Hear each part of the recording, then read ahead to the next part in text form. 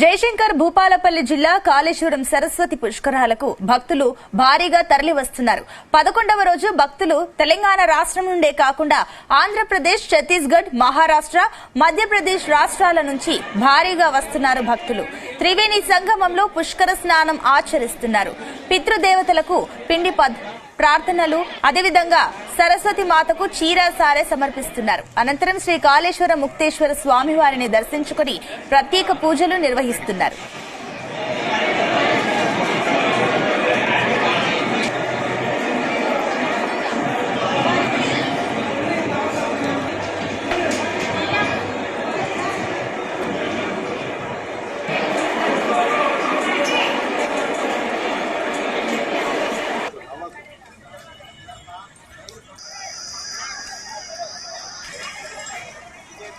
జయశంకర్ భూపాలపల్లి జిల్లా కాళేశ్వరం సరస్వతి పుష్కరాలకు భక్తులు భారీగా తరలివస్తున్నారు.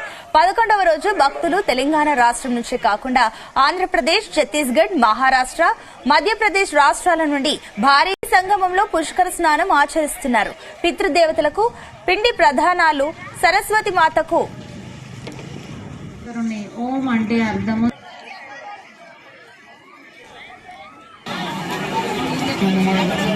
పితృదేవతలకు పిండ ప్రధానాలు, సరస్వతి మాతకు చీర సారె సమర్పిస్తున్నారు. అనంతరం శ్రీ కాళేశ్వర ముక్తేశ్వర స్వామి వారిని దర్శించుకుని ప్రత్యేక పూజలు నిర్వహిస్తున్నారు.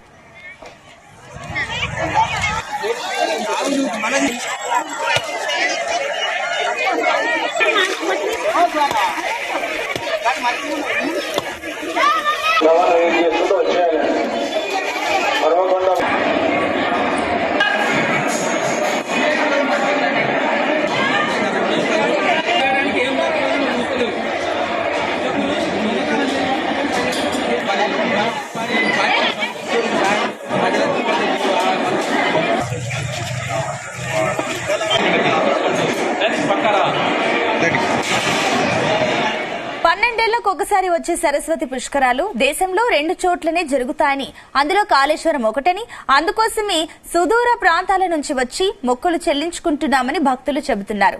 అంతేకాకుండా కాళేశ్వరం త్రివేణి సంగమానికి రావడం ఎంతో సంతోషకరంగా ఉందని, ఎలాంటి ఇబ్బందులు లేకుండా అధికారులు ఏర్పాట్లను చేశారని భక్తులు చెబుతున్నారు.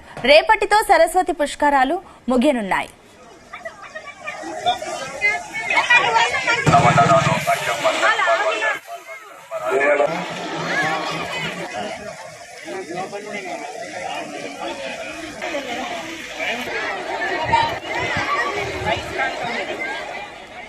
జయశంకర్ భూపాలపల్లి జిల్లా కాళేశ్వరం సరస్వతి పుష్కరాలకు భక్తులు భారీగా తరలివస్తున్నారు.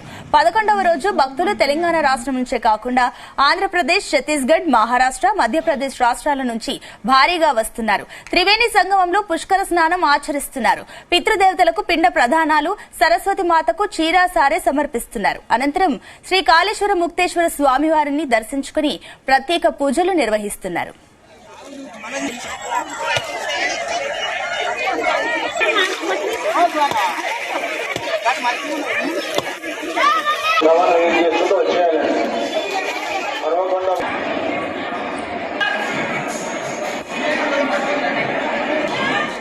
పన్నెండేళ్లకు ఒకసారి వచ్చే సరస్వతి పుష్కరాలు దేశంలో 2 చోట్ల మాత్రమే జరుగుతాయని, అందులో కాళేశ్వరం ఒకటని, అందుకోసమే సుదూర ప్రాంతాల నుంచి వచ్చి మొక్కులు చెల్లించుకుంటున్నామని భక్తులు చెబుతున్నారు.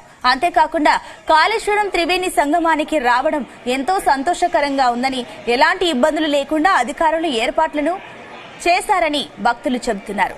రేపటితో సరస్వతి పుష్కరాలు ముగియనున్నాయి.